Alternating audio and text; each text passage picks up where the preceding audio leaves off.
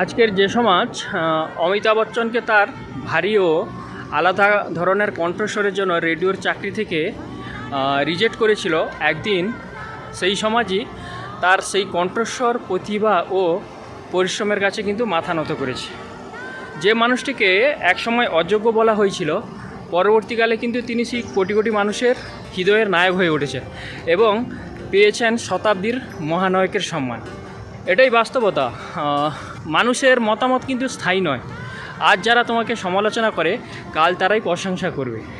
আজ যারা তোমার ব্যর্থতা নিয়ে হাসে, সাফল্যের পর তারাই তোমার উদাহরণ দেবে। তাই মানুষের রিজেকশান, সমালোচনা বা প্রশংসা কোনোটাই কিন্তু জীবনের শেষ সত্য বলে মনে করো না। মনে রেখো, অন্যের কথায় নিজের স্বপ্নকে ছোট করা সবচেয়ে বড় ভুল।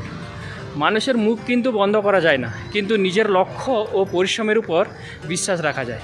তাই কে কী বললো, কে সমর্থন করলো বা করলো না, সেই নিয়ে সময় নষ্ট না করে নিজের দক্ষতাকে বাড়াও, নিজের কাজ করে যাও এবং নিজের লক্ষ্যের দিকে এগিয়ে চলো। কারণ সময় কিন্তু সব কিছুর উত্তর দেয়। আজ যাকে অবহেলা করা হয় না, কাল থেকেই সম্মান করা হয়। তাই লোকের কথায় কান না দিয়ে নিজের প্রতিভার উপর ফোকাস করো। একদিন তোমার সাফল্যই তোমার হয়ে কথা বলবে।